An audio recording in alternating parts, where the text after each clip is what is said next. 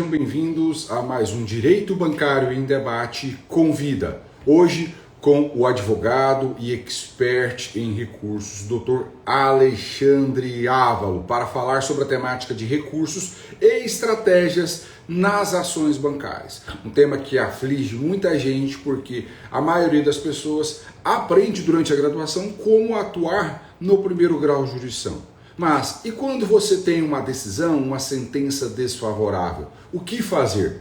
Qual a melhor estratégia a ser seguida? Então, venha comigo aqui, já compartilhe esse aviãozinho aqui para o seu amigo, sua amiga advogada que precisa aprender sobre recursos e estratégias nas ações bancárias, porque hoje o tema é muito quente. Deixa eu ver se o doutor Alexandre Alves já entrou por aqui para a gente convidá-lo para entrar. Enquanto isso, vou dando bom dia a todos os nossos advogados e advogadas diferenciadas que todos os dias estão se dedicando a fazer uma advocacia realmente diferente para os consumidores bancários. O doutor Alexandre Ávalo já entrou por aqui para a gente convidá-lo para entrar na nossa live de hoje. Então, já prepare, se você quiser fazer sua perguntinha também, basta você colocar aqui no símbolozinho de interrogação a sua dúvida para a gente responder ao final do nosso encontro de hoje. Deixa eu ver se já entrou por aqui. Bom dia, doutora Neila, doutora Patrícia, doutora Milena, doutor Diego, doutora Alice Tenório, sejam todos bem-vindos. E você que está entrando, compartilhe aqui com o nosso aviãozinho aqui, ó, para o seu amigo, sua amiga advogada. Se você está gostando da live também, tá? Já indica, menciona um amigo seu aqui para que essa live alcance mais gente, porque o conteúdo hoje é muito quente. Deixa eu só verificar aqui se o doutor Alexandre Ávalo já entrou, para que nós possamos já fazer com vocês um tema muito quente. Fazendo convite.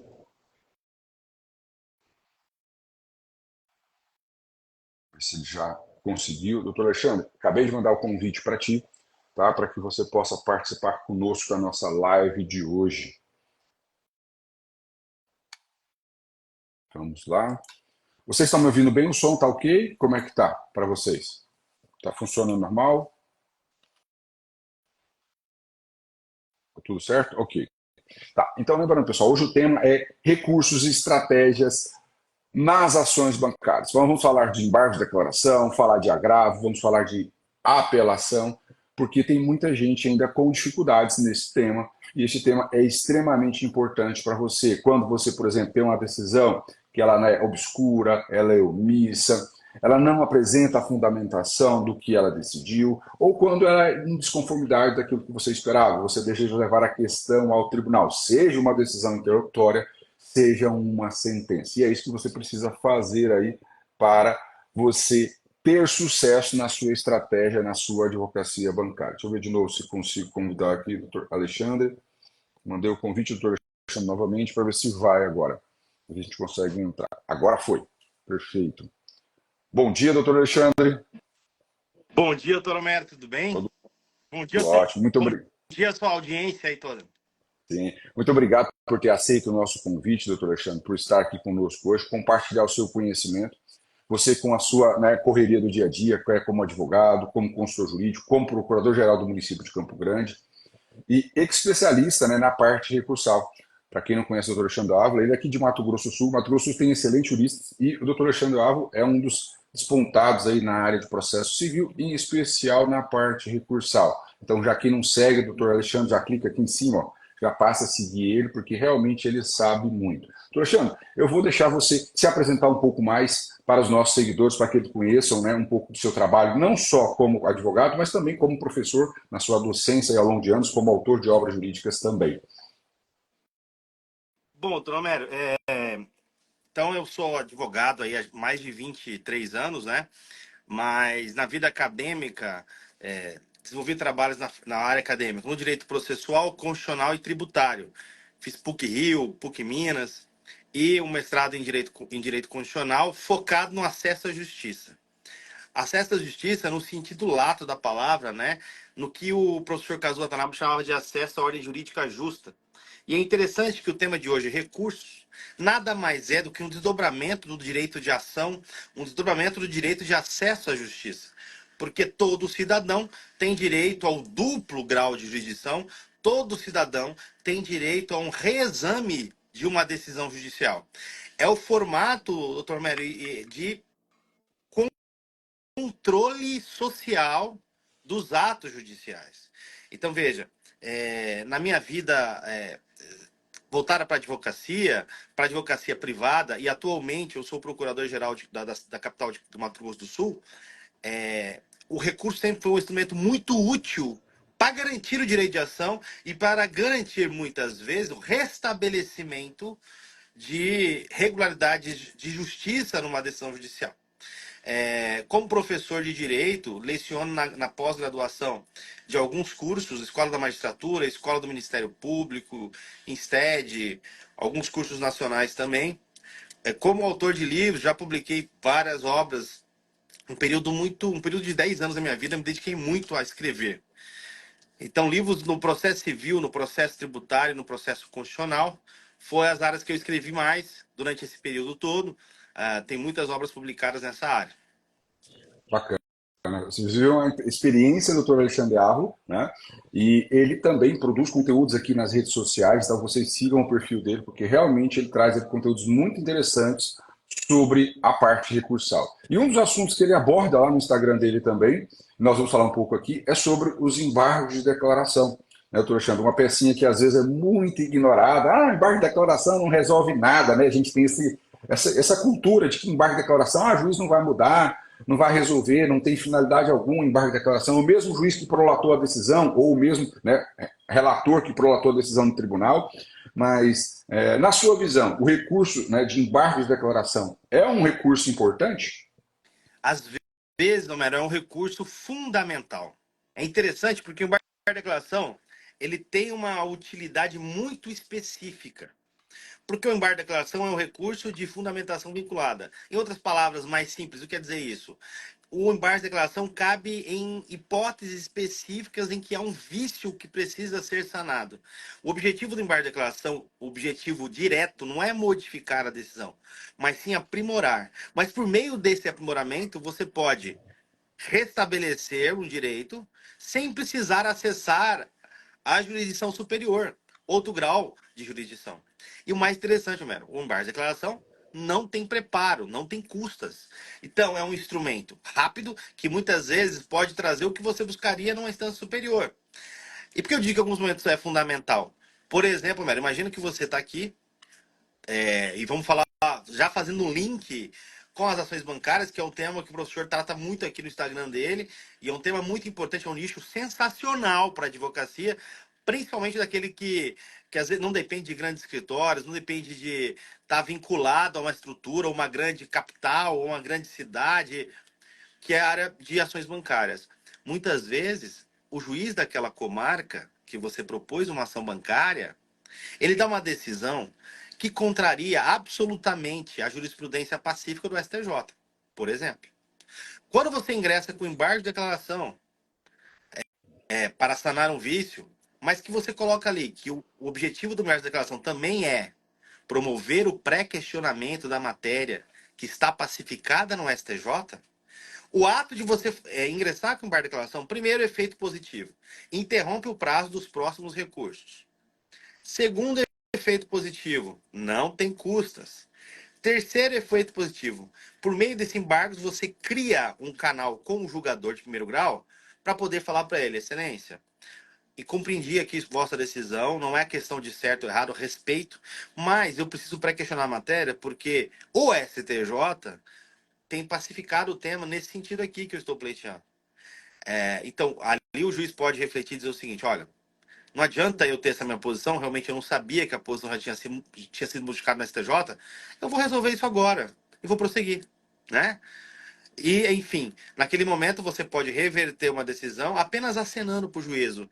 Excelência, em outras palavras, essa é uma chance de Vossa Excelência aprimorar sua decisão e alinhar ela com a posição dos tribunais superiores, porque mesmo porque hoje adotar a posição pacífica de tribunal superior é garantir o precedente. E garantir um precedente é um dever que está no Código de Processo Civil. Então, se o juiz não fizer, vai chegar no STJ e vai ser reformado ou anulada a decisão dele. Então, embargos têm esse papel interessante, por exemplo. Isso é interessante, Alexandre. Dentro dessa estratégia, a gente está falando não só de recurso, mas de estratégia, porque muita coisa que a gente vê no direito brasileiro, a gente precisa também de estratégia. Não é só o conteúdo, né, do direito processual, direito material. É a vivência forense, o que o Alexandre Ávila tem de sobra. Dentro do embargo de declaração, eu vejo muita gente ter essa dificuldade, sabe? Não, eu fiz embargo de declaração e deixa rodar. É importante ou não a gente fazer os embargos, né, apresentar os embargos e despachar com o magistrado diante daquela volumetria que existe de processos. Não só o magistrado, eu falo o juiz de primeiro grau, mas também o embargo de declaração no Tribunal de Justiça também. O despacho, né, para falar com o magistrado sobre a importância daquela situação, na sua visão, é uma estratégia relevante ou não? Mero, é muito relevante. Você falou tudo quando você fala de estratégia. Processo civil é como se fosse um jogo de xadrez.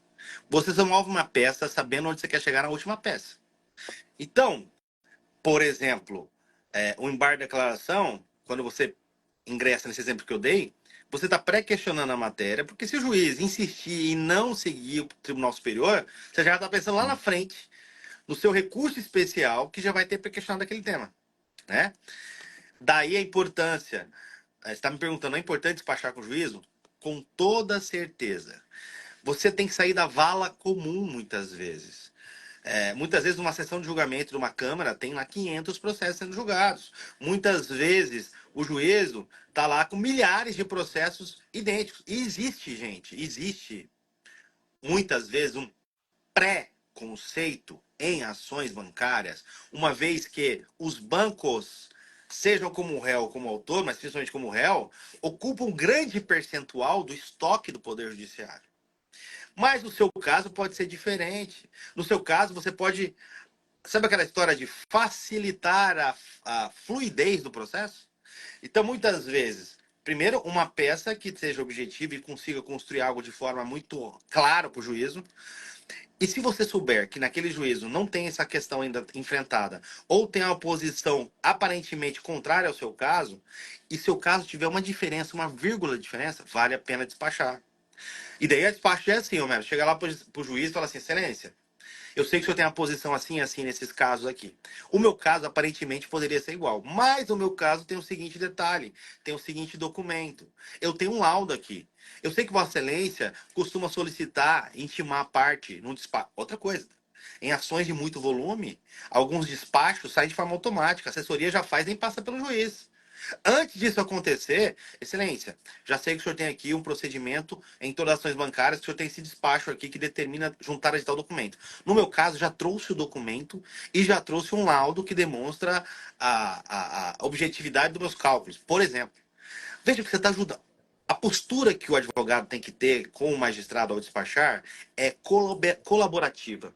É baseado no princípio da cooperação. Então você não está lá para pedir só, você está lá para cooperar com a atividade do juiz de julgar. Então isso pode ser muito importante, mas tudo depende da abordagem. Por outro lado, Homero, você não pode virar um cara over. O que é o cara over? Aquele cara que vai despachar tudo com o juiz. Tem que deixar o juiz trabalhar. Então tem que escolher os casos, ainda mais você está numa comarca lá no interior que tem dois juízes, né? Você não pode ser o advogado tá todo dia lá. Então seleciona os casos que a sua interlocução com o juízo vai ter um papel ou importante e vá nesses casos falar com o juiz, porque daí você não vai ser um chato, na verdade. Olha, que interessante que você colocou, Alexandre, com relação a essa temática de não ser um cara pedante, chato, de estar todo dia ali na porta do juiz. E nas ações bancárias nós temos um volume muito grande. O advogado bancário tem uma capacidade de escalar muito grande. Então, assim, eu vejo como uma estratégia relevante nessas situações é você selecionar o seu despacho temático. Então, por exemplo, você tem lá que ajuizar 30 ações de revisão de juros remuneratórios. E aí nós temos uma situação, Alexandre, dentro da Regional de Juros Remuneratórios, que existe um mito construído dentro dos tribunais, lógico, por força de uma atuação do outro lado do processo, que é falando que o STJ pacificou o entendimento que só existe abusividade de juros quando tem um excesso de 1,5 vezes, ou 150% que eles chamam lá. Então tem que ter isso. Só que o STJ ele não padronizou esse entendimento. Ele falou, olha, não existe tabelamento de taxa de juros no Brasil. Isto é analisado caso a caso. E agora, mais recentemente, o STJ está falando o seguinte, olha, juiz, tribunal, se você enfrentar a revisão de juros apenas com a análise abstrata da taxa do contrato comparado com a série temporal do Bacen, eu vou anular seu caso. E vou voltar para a URIF para você julgar e fundamentar concretamente porque você entende que não é abusivo ou que é abusivo. Agora veja, aí vem uma sentença extremamente genérica. Tendo em vista o entendimento pacificado do STJ, que só existe abusividade quando a taxa de juros estiver acima de 150% do STJ, julgo improcedente o pedido. Você vai já apelar direto? Trabalhe com um embargo de declaração, usando essa estratégia de pré-questionamento para mostrar ao magistrado. Eu entendo a sua posição, mas, e aí você pode até usar do visual law, não exagere não, gente, eu tenho um medo tão grande de visual law, que a gente fala visual law, o pessoal acha que é fazer quadro de gravuras. Não, não é isso. Não é desenhar a petição, não é isso, fazer uma pintura ali. Tem umas contestações, umas iniciais que a gente até assusta, tem dificuldade de ler. Não, é organizar as informações didaticamente.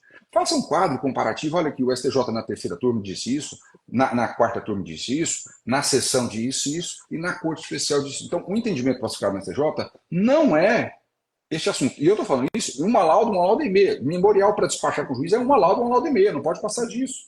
Memorial bom mesmo de uma lauda, né? Se você conseguir sintetizar. Então, faça isso e mostre para ele que, na verdade, foi construído um mito por trás disso com relação aos 150%. E ele vai refletir sobre isso. Pode ser que ele mude, não naquele caso, mas dali para frente.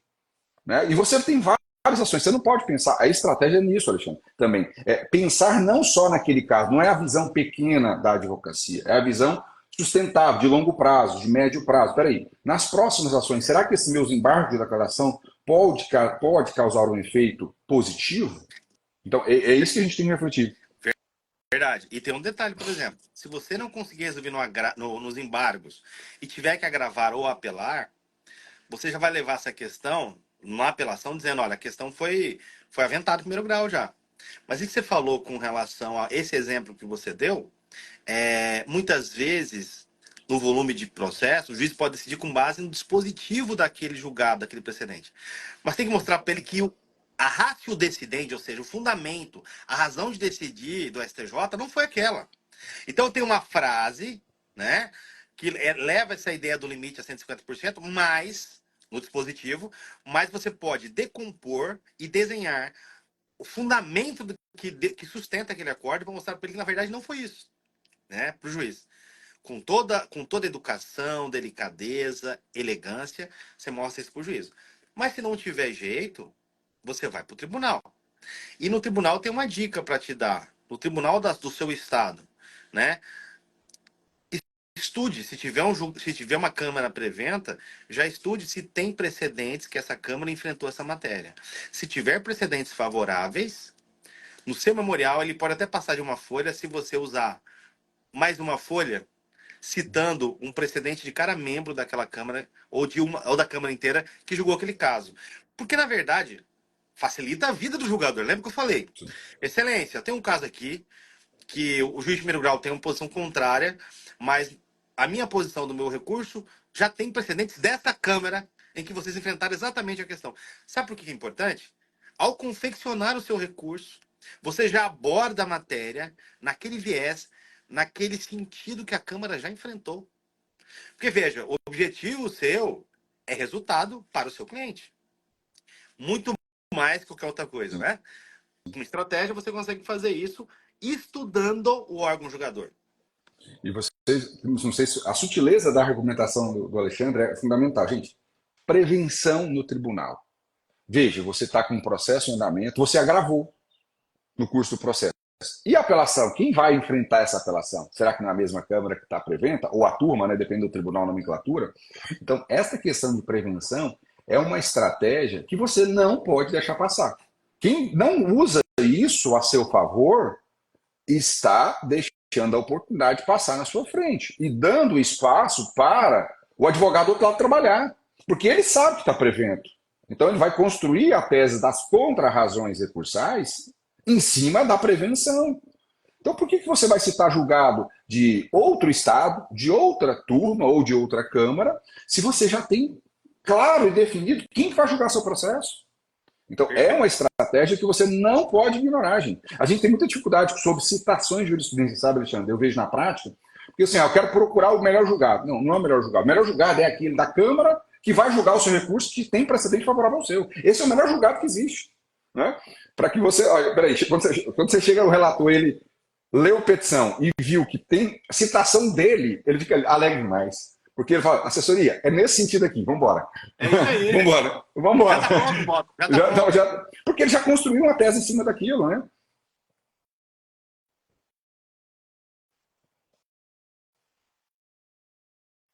Não pode ser algo aleatório.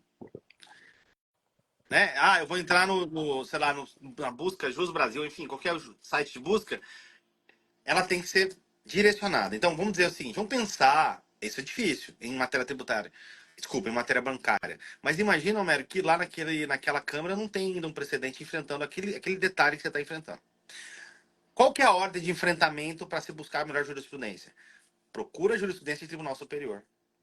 Se tem algo que compete uma divergência e não tem no seu estado, procura outros tribunais. Você pode até reforçar a posição de outros tribunais. Mas primeiro procura do seu tribunal. Sim, não.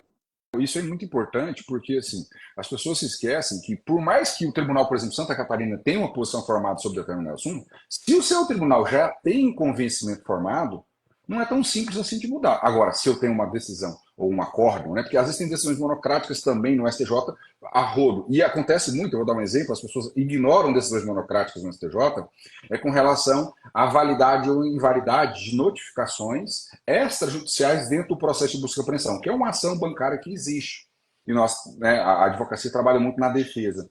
Então, o STJ firmou um tema repetitivo, que é o tema 1132, mas a discussão ainda continua acalorada em sede de decisões monocráticas. Porque quando eu tenho um tema repetitivo, o relator ele pode matar a discussão ali, falar, eu estou aplicando o tema repetitivo ali e vai embora. Então, você pode utilizar ali decisões monocráticas como um fator importante. Então, o STJ é uma base fundamental. E uma outra coisa que eu vejo de erro nessa discussão toda é você entender a hierarquia, porque o conceito de jurisprudência não é jurisprudências. Não existem vários entendimentos de um tribunal. Né? A jurisprudência é um conceito singular, então o tribunal entende sobre aquele assunto X, não Y. Então você precisa entender a hierarquia do tribunal, tanto do STJ quanto do seu tribunal. Porque às vezes a pessoa pega, não, peraí, eu vou citar o Tribunal de Justiça de Mato Grosso do Sul. Né? Aí ele tem as 5 câmaras cíveis aqui, e tem a sessão, né, as sessões que vão reunir as câmaras. A pessoa cita da primeira Câmara civil falando que é a jurisprudência dominante do Tribunal de Justiça do Mato Grosso do Sul. Só que as outras 4 câmaras decidem de forma contrária. Então, eu tenho que tomar cuidado na minha argumentação. O poder das palavras na peça é importante. Isso demonstra até despreparo do advogado, ao falar que a jurisprudência é dominante, sendo que eu tenho, na verdade, 4 câmaras votando de um jeito. Você pode falar, o entendimento que predomina na primeira Câmara é esse. E é este entendimento que tem que prevalecer em detrimento das outras posições que existem nas 4 outras câmaras. E aí vai, para você levar e aí vai ser importante o despacho, não é? Porque é o seguinte, você vai demonstrar que aquela posição lá, que é diferente das outras câmaras, é uma posição que deve prevalecer, porque eu tenho superação, né? Overruling, como alguns dizem, de posicionamento. Eu posso, e distinguir também, eu posso distinguir que aquele julgado da primeira Câmara é diferente do da quarta Câmara, mas porque ele abordou um ponto que é compatível com o seu ponto. E aí não basta colocar, aí vale a pena você despachar com o julgador e explicar. Excelência, conheço a vossa posição aqui em casos assim. Aparentemente seria o mesmo caso, mas não é. O meu caso é assim assado. Inclusive, a outra Câmara já enfrentou sob esse viés que eu estou falando. Veja, porque você não vai mudar um caso só por conta dos seus olhos azuis, né? Você vai mudar um caso quando você tem uma abordagem tecnicamente adequada que convence, que tem persuasão. E essa persuasão decorre, inclusive, da sua postura séria. Se você vem falar que é dominante, você já perdeu a credibilidade com o jogador, né? Você está subestimando que o jogador não saiba que dentro do tribunal a posição que ele está adotando é dominante já. E não aquela que você está apontando, né? Não, é fundamental isso, né? A questão de respeita a sua posição como advogado, né? Tira a credibilidade total, então a gente tem que ter muito cuidado com a imagem. As pessoas acham que não, mas a imagem do advogado é muito importante. Principalmente quando você chega por um juiz de primeiro grau do interior, que ele julga tudo quanto é demanda. Só tem aquele juiz ali. Né? E aí você faz uma estratégia dessa errônea de falar que a posição dominante não é. Quando ele pegar a próxima peça sua, opa, esse aqui é aquele advogado que falou um negócio que não procede. Você fica né? Você pode. marcado, né? Pega a má Sim, fama, sim. a famosa má fama, né? Ele pode não gostar da sua tese jurídica, não adotar a sua tese jurídica, mas você, né, ser taxado ou ser visto como uma pessoa que não traz a fidedignidade do entendimento do tribunal é um problema. Ele não concordar com sua argumentação é uma coisa. Agora, ele entender que você está usando, né, de artimanhas não, né, ortodoxas, vamos assim dizer, para trabalhar ali na sua argumentação, isso é ruim. Então a gente precisa tomar cuidado com a imagem do profissional para que ele não tenha aí prejuízo na sua atuação. E dentro dessa estrutura de estratégia também, Alexandre, que eu vejo muito problema e é importante a gente abordar aqui. E antes de abordar, lembrar vocês mais uma vez, gente, o Alexandre é o cara na parte recursal. Ó. Entra aqui, vocês vão entender o que é o Alexandre Ávila na parte de processo civil, em especial na parte recursal. Sigam ele que vocês vão entender a importância desse tema. Uma peça que dá dor de cabeça no pessoal, agravo de instrumento. Principalmente, Alexandre, eu falo, dentro de uma lógica de um processo de busca e apreensão. Porque o STJ, e eu vou ter que contextualizar isso aqui para ficar mais claro para a audiência, para o nosso ouvinte, o que acontece? O STJ afirmou o tema repetido 1040, que fala que o juiz não apreciará a contestação ou contestação com reconvenção antes da apreensão do veículo. E aí vira aquela interrogação na vida do ser humano. Peraí, eu tenho um monte de abusividades contratuais, tenho um monte de problemas processuais, questões processuais, que eu preciso atacar, mas o juiz não vai enfrentar. E agora, o que fazer? Eu posso agravar de instrumento, levando a discussão ao tribunal, e aí eu vejo muita gente discutindo, e alguns tribunais até cola isso, tá? É, levando para o tribunal mérito, peraí, juros remuneratórios é abusivo. Mérito que seria tratado na contestação dentro de uma peça de agravo. Né? A questão não foi debatida no primeiro grau. E aí, Alexandre? A questão da supressão de instância, né, na discussão é um detalhe importante que o advogado tem que se atentar no agravo de instrumento? Perfeito. Acho que isso aí é uma falha muito comum nos recursos. Você tem que entender que o mérito do recurso é diferente do mérito da demanda, muitas vezes. Ele só vai ser o mesmo mérito, Homero, quando eu chegar lá na apelação. Na apelação, sim, essa questão foi enfrentada de forma exauriente pelo juízo na sentença, e aí o mérito da demanda, muitas vezes, é parecido com o mérito do recurso. Mas no agravo, não. No agravo, tem que fazer o recorte exatamente daquela decisão interlocutória. O que ela enfrentou é o que você vai levar ao tribunal. Nada mais. Mesmo porque, e aí é uma questão de estratégia, jogo de xadrez novamente, porque se eu trouxer vários argumentos, alguns frágeis, que não podem ser enfrentados, junto com outros fortes, os argumentos fortes são afetados pelos fracos e passam a ser fracos. Vou explicar. Se eu tiver, por exemplo, uma questão, mesmo diante dessa posição do repetitivo do STJ, que seja de ordem pública de fácil cognição. Quer dizer, fácil cognição. É fácil de juiz analisar. Muitas vezes você vai contestar e fazer uma peça incidental, uma peça avulsa, autônoma, para enfrentar só aquele detalhe. Então, sua contestação tem 15 páginas. Mas tem aquele ponto que está no meio da contestação que ele vai apreciar depois. E não adianta você convencer ele que ele não vai se convencer de apreciar antes. Então provoca o juízo numa peça com o argumento da urgência e da nulidade absoluta, por exemplo, ou de uma questão processual que deve ser corrigida imediatamente, sob pena de atrapalhar até a jurisdição dele, e provoque o juízo no sentido dele apreciar isso. Né? Ele apreciando isso, esse ponto, e sendo contrário, aí você agrava disso. Né? É fundamental, né? Isso que você está colocando de limitar a discussão recursal, aquilo que é essencial, e o que é essencial é o debate do quê? Dos fundamentos. Por exemplo, se você vai fazer um agravo de uma decisão que nega ou concede tutela provisória, né? Independentemente do resultado. Você vai recorrer de uma decisão que deu ali.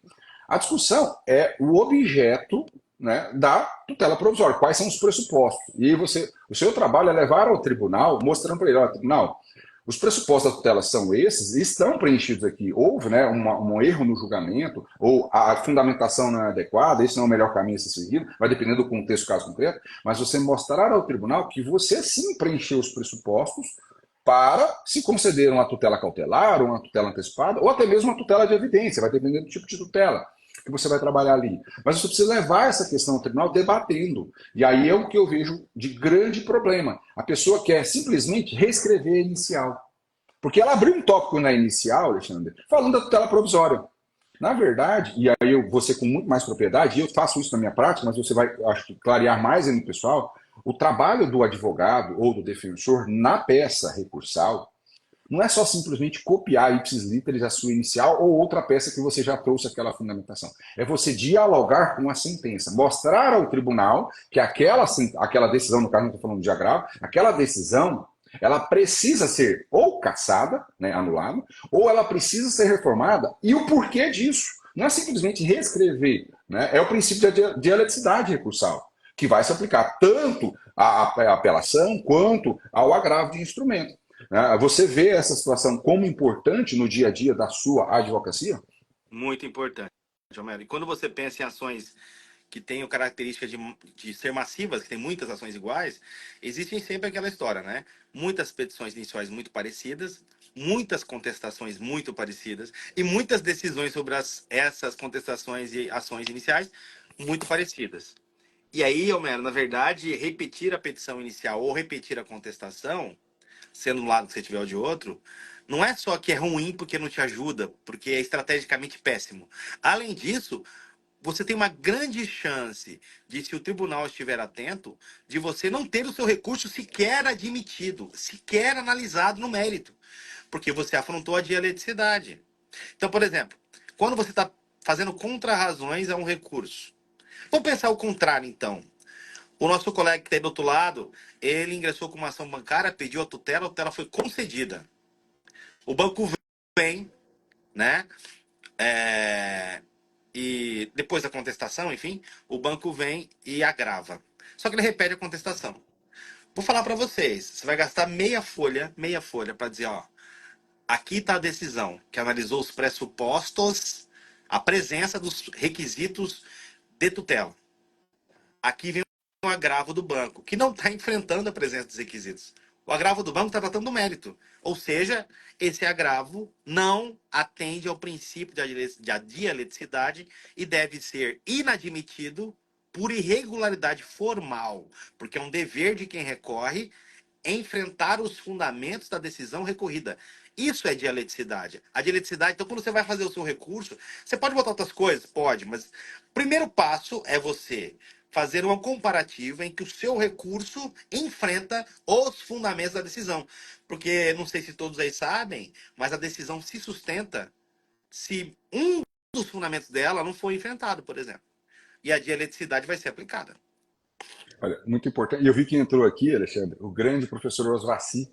Ele é professor de redação jurídica, fantástico, né? E ele Professor, colocou tudo bem? justamente aquela questão recursal, né? E o trabalho na peça de contrarrazões. Uma certa vez, quando eu estava na defensoria atuando, e eu peguei uma apelação que era cópia literal da contestação. Eu estava atuando pelo polo ativo, e aí nas minhas contrarrazões, como era muito literal, eu falei, gente, eu não posso perder essa questão de não ter o conhecimento da apelação do tribunal. Eu fiz uma tabela, parágrafo tal da contestação, parágrafo tal da apelação, parágrafo tal da contestação. Fiz uma tabelinha em uma lauda, fazendo, né, num contexto de uma letra menor um pouco, para mostrar para o desembargador que nem a forma de escrever havia sido alterada. Foi literalmente copia e cola. Simplesmente trocou, né? Réu, né? O autor para apelante e apelado. O resto era igual. Igual. Adivinha?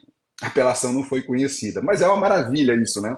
É fantástico. Você ter conhecimento processual, eu falo, não adianta ser bom em direito material se não conhecer processo, e mais do que isso, estratégia, como o Alexandre está trazendo para vocês aqui hoje. Estratégia na atuação recursal é fundamental. Não é brincadeira, gente. O recurso é uma peça muito importante. E a estratégia, ela começa desde o primeiro recurso, como o Alexandre colocou, desde o embargo de declaração, para você já criar um pré-questionamento para levar. E cada vez mais os recursos, né, excepcionais, que é o recurso especial e o recurso extraordinário, são difíceis de ser conhecidos. Então, se você não tiver essa estratégia, você vai ter problemas lá na frente. E aí, dentro do agravo, Alexandre, tem muita dificuldade ainda, que eu vejo, né, na prática, é a diferenciação e como utilizar. E às vezes as pessoas esquecem disso. Olha que interessante. É falta de estratégia de conhecimento, às vezes. Ele faz o agravo, mas ele não trabalha com efeito suspensivo ou suspensivo ativo, depende do efeito clássico. Eu posso ter o que eu quero já no início, decidido pelo relator. E as pessoas não trabalham com isso e não vão despachar com o relator. Não é importante essa parte de ter uma antecipação de tutela recursal? Fundamental. No agravo, principalmente, Mero, o que acontece? É um recurso que não tem efeito suspensivo automático, diferente da apelação, né? E o efeito suspensivo no agravo não é um requisito para ele existir. Não é um requisito de admissibilidade. Se você não fizer o pedido, o que vai acontecer? Mesmo que o julgador do tribunal entenda que você teria esse direito, ele não pode conceder tutela sem ter pedido, requerimento expresso. Então, como o agravo não tem efeito suspensivo automático, ele depende de requerimento demonstrando a necessidade e concessão. E no requerimento do efeito suspensivo vai ser a parte final do seu agravo. Você vai ter que demonstrar dois requisitos para solicitar o efeito suspensivo no agravo, que é o perigo de dano ou lesão, o perigo da demora da análise, mas principalmente a probabilidade do provimento do seu recurso. Demonstrando essas duas coisas, você pede o efeito. Essa decisão é do relator do agravo. Você me desculpa se eu estiver explicando para alguns que já sabem, obviamente, isso, mas nem todo mundo tem a experiência de tribunal. Mas quem analisa a tutela é o relator do agravo, não é a Câmara. E o relator tem que ter isso muito claro. E aí eu tenho duas formas de efeito suspensivo, né, Romero? Aquele cidadão que pediu uma tutela e o juiz deferiu. Se você é a outra parte, você vai agravar e vai pedir o efeito suspensivo puro, que é o seguinte: suspende-se os efeitos da decisão concedeu a tutela. Até o Até, julgamento do agravo. Isso. até o julgamento do agravo. Alguns tribunais, o agravo geralmente é julgado mais rápido, mas a cada tribunal tem sua realidade. O Tribunal de São Paulo é uma realidade, da Bahia é outra realidade. Agora, imagina que você é o autor e você pede a tutela. E o juiz nega a tutela. Porque não apreciou ali os requisitos do jeito que você colocou. Você agrava. O seu pedido não é de efeito suspensivo puro. O seu pedido é de tutela antecipada recursal, também chamado de efeito suspensivo ativo. O que é o efeito suspensivo ativo, pessoal? O efeito suspensivo ativo é quando você diz para o relator: Excelência, eu tenho a presença dos requisitos da tutela que eu pedi lá em primeiro grau. Então, aqui os requisitos. Provavelmente, tem grande probabilidade do meu recurso ser conhecido no mérito e provido. Bom, conhecido e provido no mérito. Então, Vossa Excelência já pode substituir aquilo que o juiz não deu e Vossa Excelência relator já pode dar tutela. Porque quando julgar esse agravo daqui a alguns meses, o meu direito corre risco de perecer. Então, nesse caso, e a abordagem é um pouquinho diferente. O efeito suspensivo puro, você suspende a decisão. O suspensivo ativo, o tribunal vai ter que dar uma decisão fundamentando a presença dos requisitos da tutela que não foram apreciados pelo juiz. Qual que é mais fácil de pedir e de conceder? O efeito suspensivo puro. O efeito suspensivo ativo, a tutela antecipada recursal, exige um maior cuidado na abordagem para demonstrar ali no tópico o efeito suspensivo e, se puder, né, deixa claro, o efeito suspensivo aqui é tutela antecipada recursal barra efeito suspensivo ativo. Porque o jogador já sabe que ele vai ter que conceder algo. E, olha, isso que você colocou, Alexandre, é fundamental. E abrir um tópico e explicar esses elementos, esses pressupostos da tutela recursal, né? Ou da antecipação da tutela recursal, ou do efeito suspensivo clássico, ou puro, como chamado, né? Porque as pessoas às vezes só colocam lá, requer seja recebido o agravo com efeito suspensivo. Isso não é você argumentar juridicamente para o relator. Você precisa trabalhar como se fosse convencer o juiz de primeiro grau quando você pede a tutela provisória no primeiro grau. E a mesma forma você vai trabalhar, seja no efeito suspensivo ativo ou seja no efeito suspensivo clássico. Isso é fundamental para você trabalhar. Né? Então, assim, a agravo de instrumento é uma peça extremamente importante. O tema da live assim, é gigantesco, né? A gente falar de recurso, na verdade, poderia até segmentar em uma série, né? 10 Embargos, agravo, mas a gente vai fazer mais, com certeza. Netflix, E Netflix. Netflix, poderia fazer. E ainda tem a apelação para a gente discutir. Não falamos nem da parte de contra-ataque, seriam as contra-razões ou contra-minutos para trabalhar. Mas a apelação também é um tema importante para a gente fechar nossa live de hoje, para a gente ir para os momentos finais, responder algumas perguntas aqui. Quem quer tirar dúvidas sobre isso aqui, ó, tem aqui embaixo do Alexandre Ávila uma interrogaçãozinha para você mandar a sua pergunta. Então, é muito importante. E não se esqueçam, sigam o professor Alexandre Ávila aqui, ele sabe muito sobre recursos e vai contribuir muito com a sua advocacia bancária por aí, tá bom? E aí, com relação à apelação. Alexandre, tem uma peça na apelação que, quando eu fiz pela primeira vez, alguns colegas até ficaram assustados. E ainda tem alunos que assustam com isso, que é uma inovação do CPC de 2015, que é a petição autônoma de efeito suspensivo. Não vou começar nem pela apelação. A petição autônoma de efeito suspensivo. Quando eu falei isso numa aula, eu vi a carinha de alguns alunos, assim, isso é de comer, passar no cabelo. O que é isso que você está fazendo? O que você está falando com isso, né?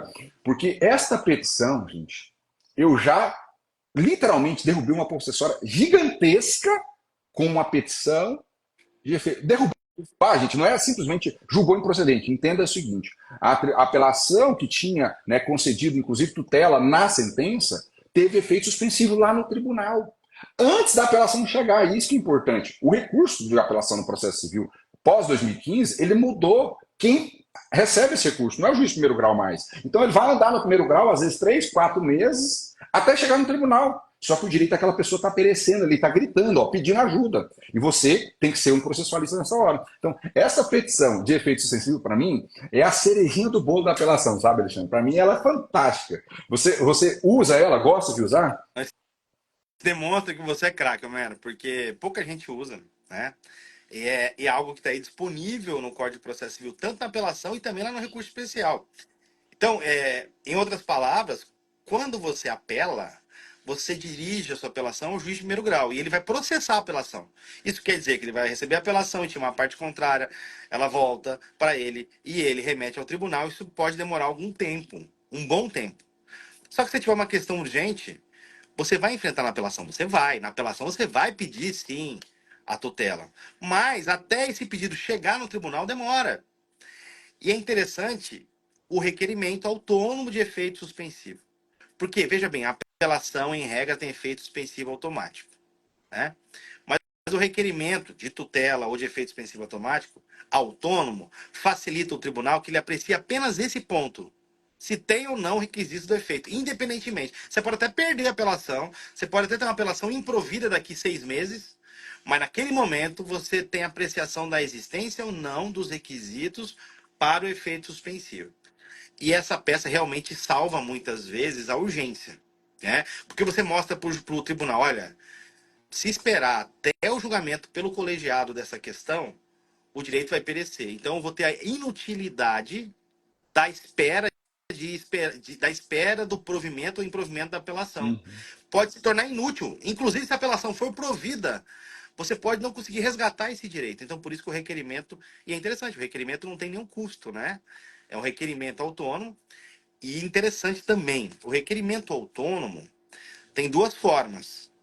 Você pode fazer diretamente para o presidente do tribunal, no momento entre a interposição da apelação e sua distribuição para a Câmara. Então, olha que interessante. Você faz o requerimento para o presidente do tribunal, ele vai distribuir, se não tiver prevento, para uma Câmara. Aquele relator foi eleito apenas para apreciar o seu requerimento. Depois vai subir sua apelação. Ou eu posso ter já um prevento. Mas nesse momento, entre a interposição e a distribuição, eu vou endereçar ao tribunal. Agora, se sua apelação já foi distribuída, aí eu vou endereçar ao relator da Câmara. Olha, isso é bacana, porque é o seguinte, e eu uso isso também, Alexandre, quando cabível, é óbvio, não é todo caso que você vai usar esse pedido lá no tribunal. Realmente tem que ter uma situação para você demonstrar urgência para ele enfrentar ali os efeitos que ele receberia essa apelação. Isso é muito interessante numa execução bancária, porque a gente, nos embargos de execução, né, normalmente a gente não tem um efeito suspensivo na apelação. A regra é não ter o efeito suspensivo. Ele contraria a regra geral da apelação lá do processo civil. Ele não tem efeito suspensivo. Então, nessa situação em que você tem, por exemplo, risco, né, de alienação de bens no curso ou de constrição de bens no curso da execução, esta peça é muito importante. E não só isso. Você já vai saber de antemão quem vai julgar sua apelação. Aí entra a hora de seus memoriais já estarem, né, preparados, redondinho, de acordo com o entendimento daquela Câmara. Porque quando chegar lá, você já sabe quem é. Então, na hipótese que a gente falou no início da live, que já sabe quem que é o relator preventa, a Câmara preventa, ótimo. Agora, quando você não sabe, esta peça vai te revelar quem julgará a apelação antes mesmo da apelação subir. Então, você tem uma oportunidade muito importante de trabalhar aí muito, né, a parte do despacho, falando até com o relator, com o revisor e com o vogal. E falando nessa despachar com o relator, revisor e vogal, para a gente fechar, eu sei que a apelação é uma peça extremamente, né, detalhada, a parte do pré-questionamento, sabe, Alexandre? Essa é uma parte que causa muita aflição a todos nós, né? Eu acho que é uma figura que dificulta levar a questão para os tribunais superiores, STJ, STF, com relação ao pré-questionamento. Muita gente acha que pré-questionar é simplesmente lá, olha, pré-questiona o artigo tal, ponto. Acabou. Né? Cita o artigo. Né? Citar o artigo, na minha visão, não é suficiente. Você tem alguma dica para dar aí para os nossos seguidores assim, sobre pré-questionamento, né? Tanto na apelação quanto no agravo, que são peças que precisam desse pré-questionamento? Olha, eu tenho sim, a partir do seguinte exemplo: se seu próximo passo, caso não tenha êxito no tribunal, seja o recurso especial, você tem os dois principais fundamentos: violação da lei federal e dissídio jurisprudencial. Então, o que acontece? No tópico da sua apelação, você vai enfrentar, por exemplo, lá, a aplicação adequada do artigo 51 do CDC, aplicação adequada do artigo 120 do Código Civil, enfim. Você está demonstrando que o juiz de primeiro grau, na sentença, não apreciou adequadamente, não apreciou o direito adequadamente e, por via oblíqua, violou o direito. Esse direito é um direito que tem um dispositivo base. O dispositivo base, o artigo de lei base para esse direito.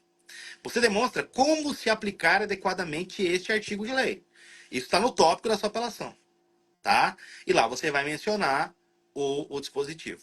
Perfeito. Outro tópico, você vai demonstrar que a sentença de primeiro grau não observou a posição dos tribunais, e aí você pode citar o seu e mais um, e também não observou a jurisprudência, os julgados do STJ. Demonstrou isso. Fez isso nos dois tópicos da apelação. No fim da apelação, você vai dizer do pré-questionamento. Aí você vai dizer, com base no argumento, com frases, com relação à aplicação adequada do artigo 120, foi demonstrado no tópico acima que deixou de violar, fica pré-questionada a matéria. Com relação à aplicação dos julgados do STJ e dos tribunais superiores, dos tribunais de justiça, deixou de aplicar a posição atual. Isso é pré-questionamento, mas o pré-questionamento, na verdade, se deu durante o corpo da peça. O tópico pré-questionamento é para dar a ênfase, não é só para citar artigo. É isso. Bom, mas aí tem um segundo passo, que aí vem a importância do embargo nesse caso. O tribunal julga, tá? Julga negando o provimento à sua apelação, mas não aprecia aquele artigo e nem aquele julgado. Aí você vai fazer um embargo de declaração com o objetivo de pré-questionar. Só com esse objetivo. Aí você vai ter uma peça destinada a isso. Entendeu? É um segundo passo.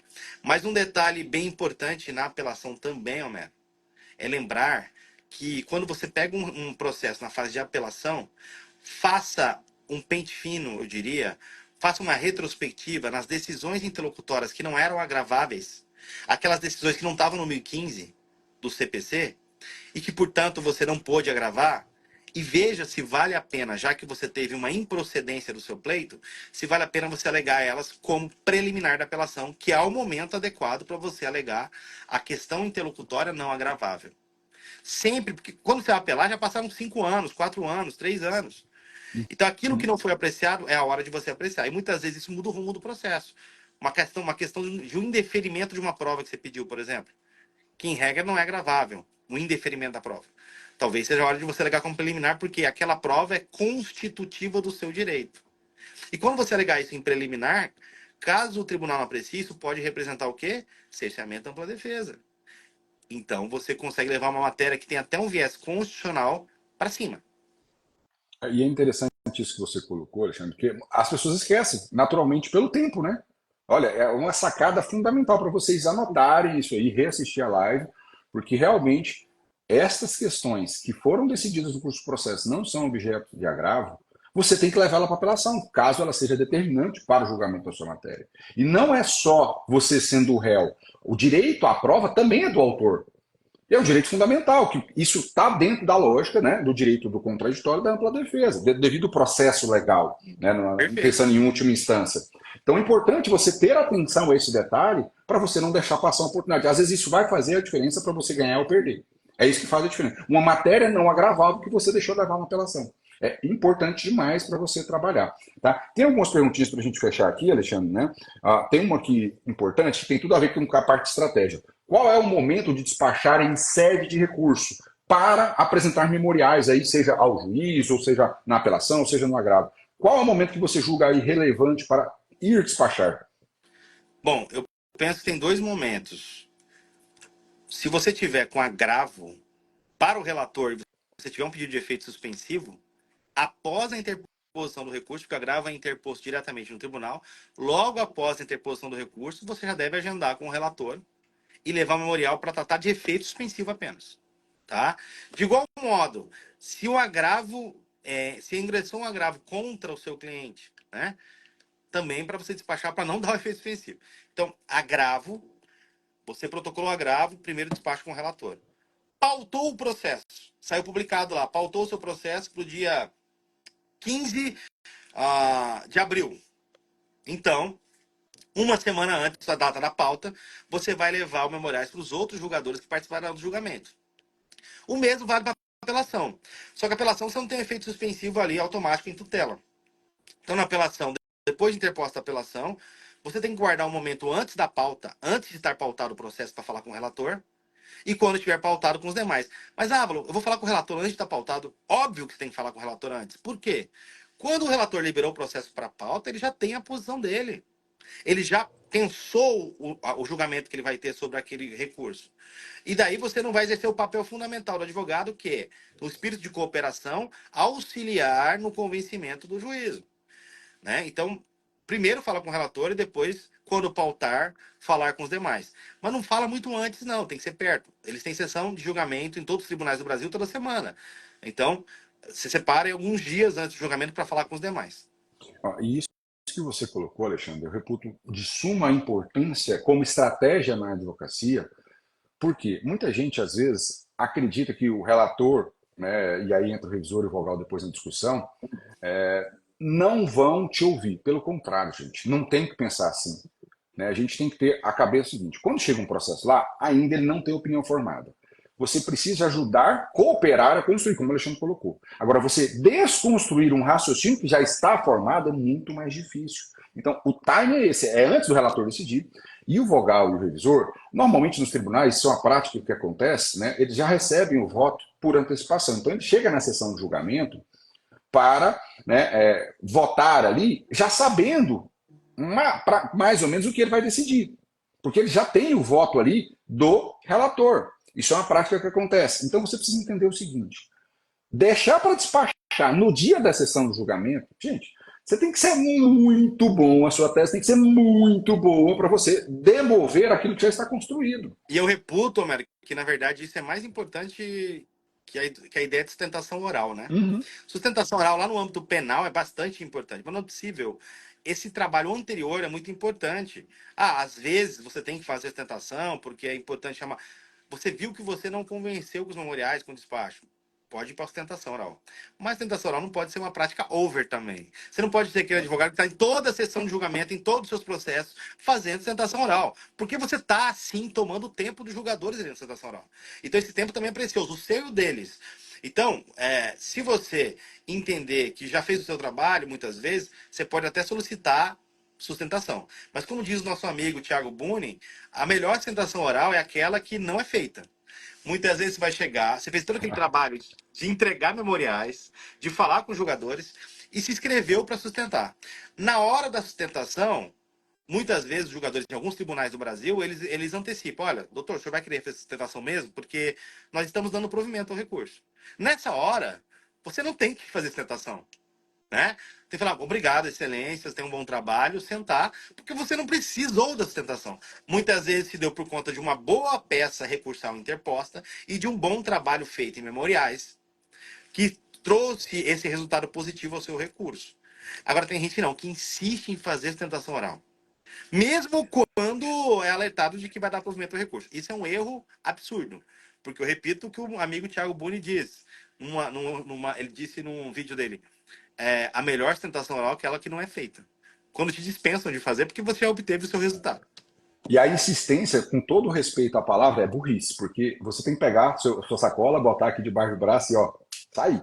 Gente, insistir, tomando tempo precioso de todo mundo, não só, e presta atenção, gente, você está tomando tempo seu, dos embargadores e também dos próximos advogados, porque você atrasa tudo, né? Então, evite isso, evite, não faça não. Se você tem esse alerta, pega a sacolinha, bota debaixo do braço e ó, vai embora. Né? Acompanhe o julgamento ali né, dos bastidores, mas não faça sustentação oral não. E para a gente fechar, já estouramos aí mais de 50 minutos, eu prometi ao Alexandre que seriam 50 minutos, já estouramos aí 7 minutos. O pessoal está perguntando aqui, Alexandre, sobre a importância, né, dos embargos de declaração nessa discussão de pré-questionamento ou não. Essa questão já foi um pouco abordada, né? Mas, na sua visão, é obrigatório ou não o embargo de declaração para fins de pré-questionamento para levar a matéria aos tribunais superiores? Ou lá mesmo, lá em cima, né, nos tribunais superiores? Se a matéria é obrigatório, não é. Se a matéria está evidenciada, enfrentada e pré-questionada num acórdão, por exemplo, da apelação ou do agravo, o pré-questionamento não há mais necessidade. Então você pode sim interpor diretamente. Mas na maioria dos casos, o embargo tem um papel fundamental de aprimorar aquele enfrentamento. Dizer, olha, em que pese ter tratado do direito, o artigo tal não foi mencionado. Ou o julgado tal do STJ não foi aventado. E às vezes, muitas vezes, vale a pena embargar por esse objetivo. Então, o embargo, na verdade, nesse caso do pré-questionamento, funciona como uma estratégia muito mais do que uma obrigatoriedade. Eu vejo, Alexandre, que a gente está saindo dessa live de hoje com um gostinho de mais uma edição, pelo menos aí, para a gente falar sobre a temática de recursos, gente. E aí fica aberto o convite, Alexandre, sempre para você estar aqui conosco para falar sobre recursos no processo civil e voltado às ações bancárias. Tem muita coisa a se falar. Quem não segue o professor Alexandre Ávila, clica aqui, ó, já passa a seguir, porque realmente o conteúdo dele é de altíssima qualidade.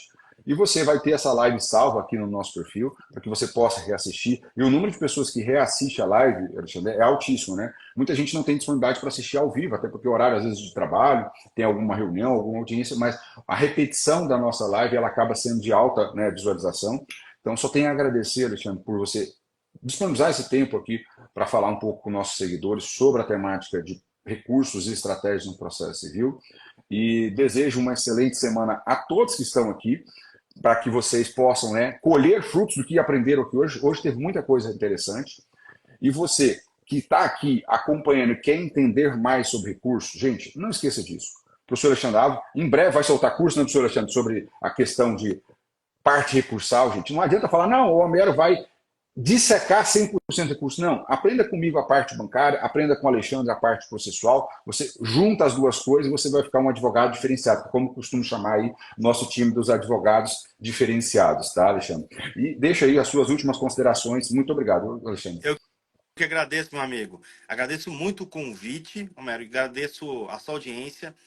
Saiba que eu estou à disposição para uma outra live. Eu até sugiro para vocês aí que seguem. Homero, de repente, separe algumas perguntas, algumas dúvidas, para a gente pautar a nossa live focada em decisões bancárias, para a gente traçar estratégias, como fosse quase uma live mentoria, vamos dizer assim, para É a uma gente tira poder. dúvidas, né? Uma live tira dúvidas, ficaria legal, né? Fica Também. bem legal. Eu estou à sua disposição quando precisar, quando quiser. Mas o que o Homero falou é muito importante. O conteúdo dele é riquíssimo em bancário. Esse conteúdo é o conteúdo que te ajuda a acessar situações que muitos advogados não conseguem acessar. E muitas vezes você se depara com uma decisão que não observa esse conteúdo, muitas vezes o recurso pode te ajudar. Então, é um conteúdo e um ferramental, uma ferramenta depois recursal para você acessar outros estágios. É muito importante isso. Então vamos fazer uma próxima live, estou à disposição. Agradeço muito estar aqui, agradeço muito ao seu público, ao seu convite e conte sempre comigo. E me sigam lá no canal, no meu Instagram. Esse ano comecei, na verdade, eu tenho uma experiência grande em pós-graduação a vida inteira, mas a docência online focada na plataforma digital já com cursos previstos. Eu comecei agora, recentemente, o ano passado, e o primeiro vem aí por aí em abril, o primeiro curso. Eu que agradeço. Agradeço a todos que participaram conosco aqui também. E comentem lá embaixo da live, né, depois que encerrar aqui, eu vou compartilhar no nosso feed, o que vocês acharam da live, qual foi a maior sacada que vocês tiveram aqui, para que depois a gente possa voltar depois tirando, né, dúvidas de vocês sobre essa temática. Um bom dia a todos, uma excelente, né, semana para vocês. Muito obrigado, Alexandre. Até Obrigado, a eu. próxima live. Um grande abraço. Fiquem com Deus, Grande pessoal. abraço, grande Tchau, abraço. tchau. Tchau, tchau.